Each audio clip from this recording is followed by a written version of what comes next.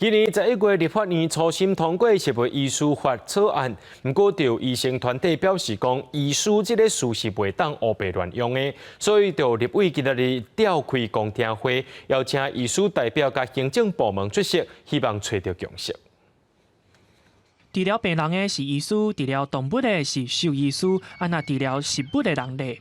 立法院今年11月通过食物医师法草案的初审，不过几日的医师团体是跳出来讲，医师这个名词袂使胡白使用，建议用食物诊疗师，也是食物治疗师。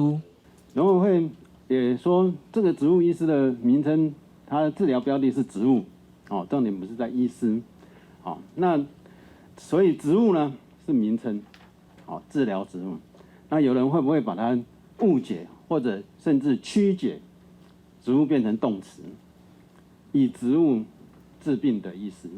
医师团体表示，民众若安尼误会，会去影响到健康。不过，民众敢真正的误会？有人说跟你说他是植物医师的话，你觉得他这个人是做什么的？就是比方说帮植物或者是树检查，看哪里有问题之类的吧。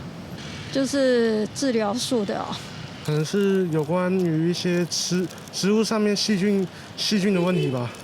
不过，医师团体表示，医师法有明定医师的资格甲责任，若是叫食物医师会有违法的问题。农委会防检局对此回应，食物医师法草案第6条明定，食物医师的简称是食医师，甲医师无同，而且为2019年推测食物医师以来，拢无听讲有人误唔对。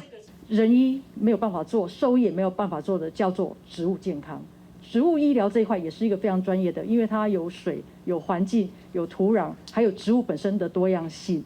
农委会表示，会继续甲医师工会沟通，希望医界会当认同甲支持。记者林书霞、桂林台北报道。